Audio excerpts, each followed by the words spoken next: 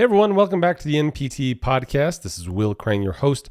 Thank you so much for joining me as we go through the content you need in order to dominate on test day.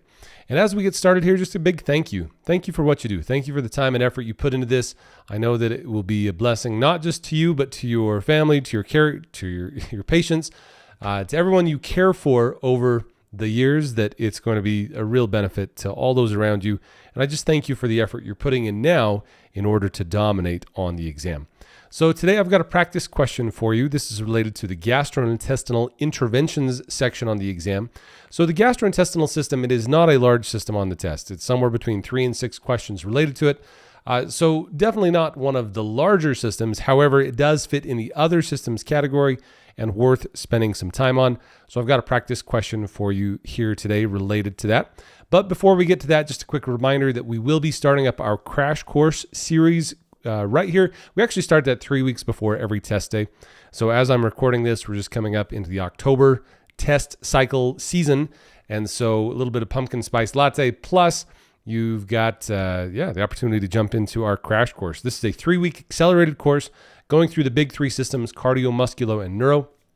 The goal with our live sessions in the crash course is to go over practice questions, not only the content, but the strategies to help you answer these questions on test day. Additionally, you get access to a video library going through just the big 3 systems: cardio, musculo, and neuro. All this comes at a very economical price. Be sure to check it out at ptfinalexam.com. Plus, we have discounts for those of you who can get 5 or more of your cohort together. We've got some pretty sweet discounts. You can get 50% off if you sign up with your cohort.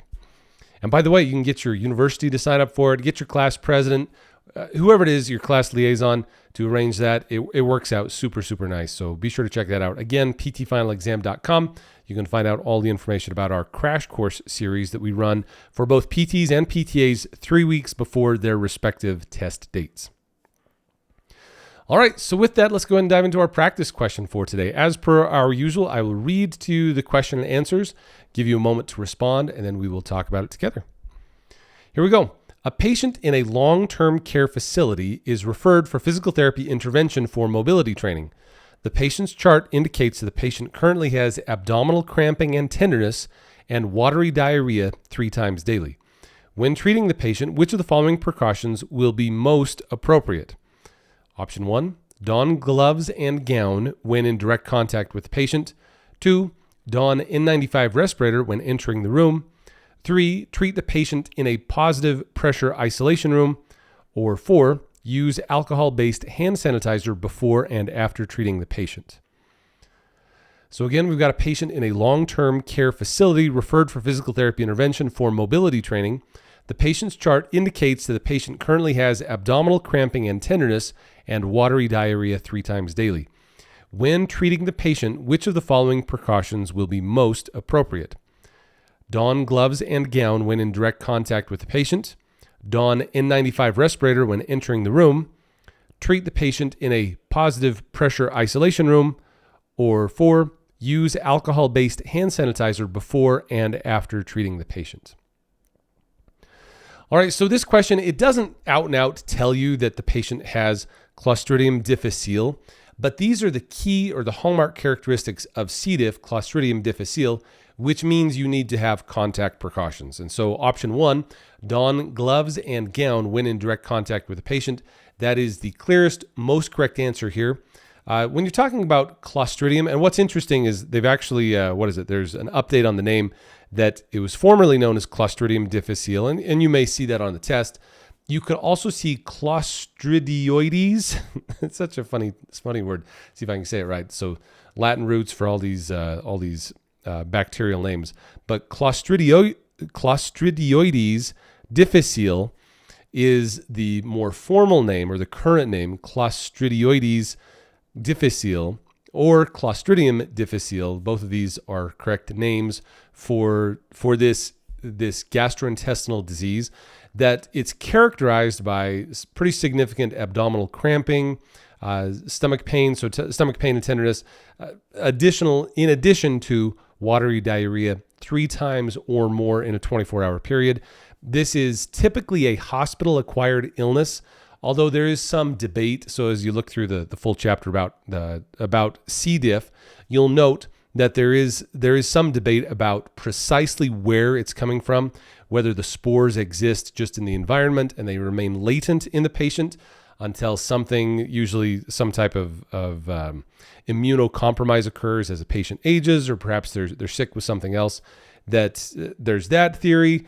Otherwise, it could be that it's hospital acquired. It could be from cross-contamination, microorganisms that are present on any of the hospital equipment or a long-term care facility equipment.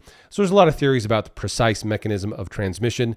But the bottom line is that it is a bacterial infection that colonizes in the gastrointestinal system that does result in some pretty significant GI distress and GI issues, not the least of which are the cramping and pain, as well as the very watery diarrhea occurring multiple times per day. Now, I have heard, this is just legend, so this is not going to show up on the test, but of legend, there are supposedly nurses that work in long-term care that are able to smell or detect the aroma, detect the odor of C. diff as they walk down the hallway. They can smell the colonization of C. diff. So perhaps that's just more of legend than anything else. I've never met anyone who could exactly do that. However, that being said, this is most often a hospital-acquired illness, and so therefore it is extremely, extremely common in long-term care facilities. So some type of hospital environment,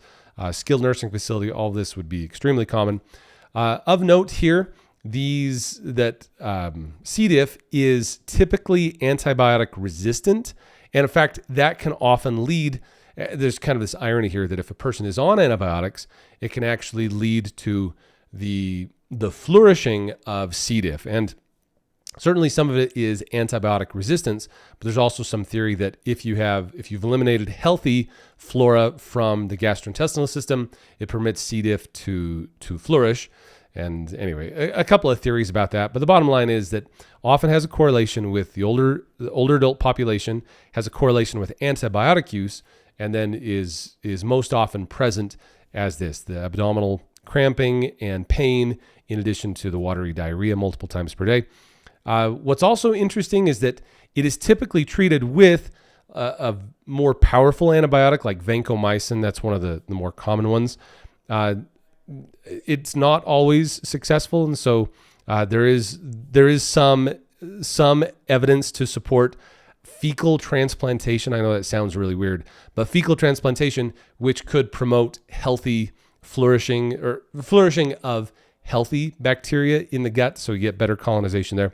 But bottom line, though, is that C. diff is extremely, extremely common in the long-term care population. And so you as the PT, that's what this question is really about. What would you do as your intervention strategy? Donning gloves and gown when in contact with this patient, this is going to be essential. You'll have to have what are called contact precautions. Now, the most common incorrect answer to this one is going to be that option 4, use of an alcohol-based hand sanitizer before and after treating the patient. And some of you are probably saying to yourself, well, what's wrong with that?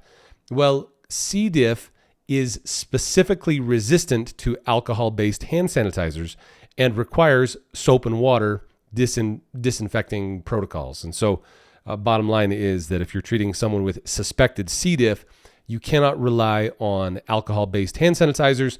Again, the theory here is that the spores of C. diff are resistant to alcohol, and so therefore they are going to remain intact. You'll not actually destroy them with alcohol-based hand sanitizers. You must do it with very effective hand washing hygiene protocols.